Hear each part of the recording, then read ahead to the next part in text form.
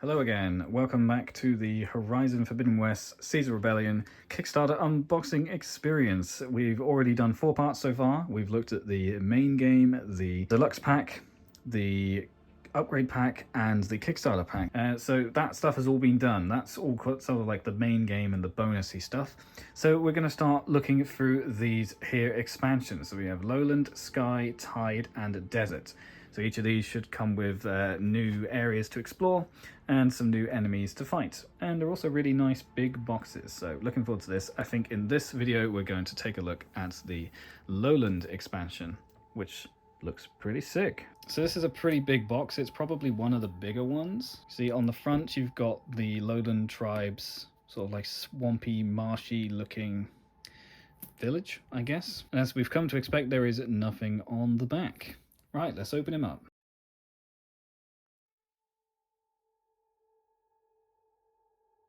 Alright, right on the top we have the Lowland Expansion Rulebook.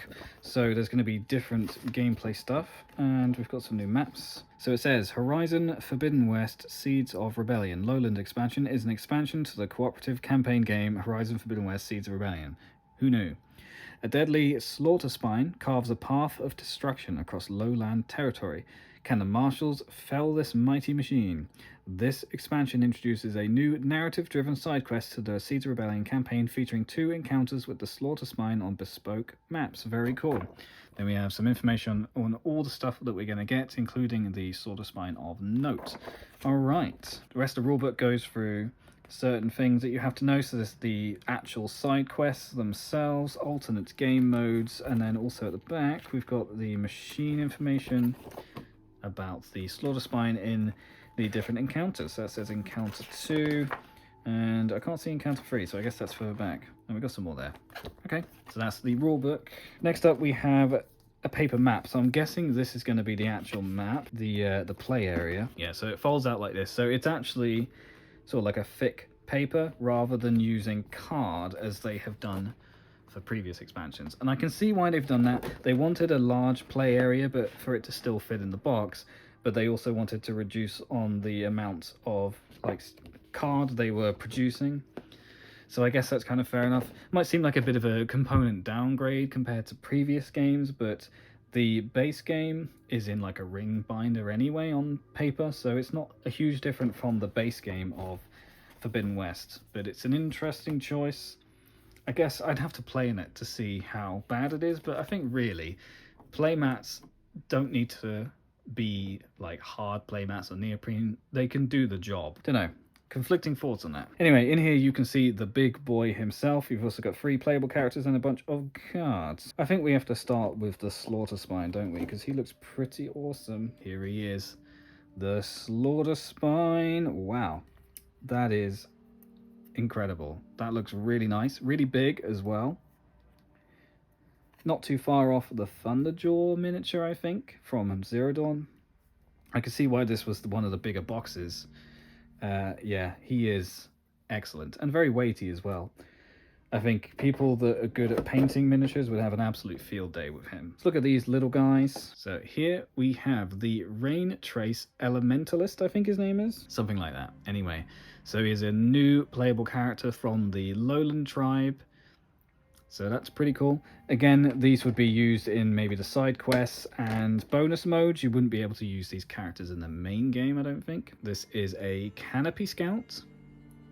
So pretty cool. And then you have a Lowland Ambusher with a bow, of course. The only thing with a lot of the Horizon like playable characters is there's not a huge difference between some of the sculpts. Like a lot of them can look quite similar, and because they're so small, they're not as detailed as some of the larger ones, of course. So it means that they're less unique looking. I don't know. Anyway, let's look at some of these cards. We've also got some small cards underneath here, and then we have some tokens, some water tokens. That's cool. Haven't had that one yet in this game, so let's start with the cards. So in the first set of cards, we have a weapon attack, the balanced swing, got a few of those. Elemental follow-ups, purge water canister. After making the attack roll, you may discard 1 chill water to add soak. So I think it is soak is what it's called. So that's cool. So we're adding the soak status to the game with these. Purge water hunter arrows. rigged bombs, plasma tripwires. There we got our canopy scouts, looking pretty cool. They're all blue. We got some more abilities and weapons and armor. We got the Rain Trace Elementalist, again looking pretty sick. And then we have the Lowland Ambusher as well. So the characters and all their stuff. And then here we have stuff to do with the Slaughterspine, Plasma Pulse, Wave, Barrage, Sword Sweep, Rampage, Rush. So all of the different things the Slaughterspine can do. Then stuff to do with the map. I'm not sure exactly how these cards work. There were cards like this in the main game as well. And yeah, it'll make sense when I read the rules. And more cards here. Coded Tip, Coordinated Defense, Explosive Mixture. Just different abilities that these characters can do, I guess. Intense Exposure. Cool. More weapons, more Purge Water bombs. Explosive Bolt. Very nice. And some more weapons. So yeah, interesting stuff. It's all just to do with the new playable characters and what they do. So that's cool. Of course, we've got the Chill Water tokens, so I'll just pop these out. I guess in theory you could put these in the box for the main game, but they're not going to come up unless you're playing the expansion, so there's probably not much point, as in you might as well keep them in the expansion box. Then we got these here dinky little cards. So we have Purge Water Sack, Plasma Earth Blaster, Spinetail Lancer. So yeah, these are components I think for the Spiny Boy. And then we also have some Purge Water. Cool. So that's what can enforce the soak ability. And then we got cards about some of the side encounters. So that is the Lowlands expansion. If we compare it to the Horizon Zero Dawn expansions, it's quite interesting. So there were two kinds of expansions in the Zero Dawn board game.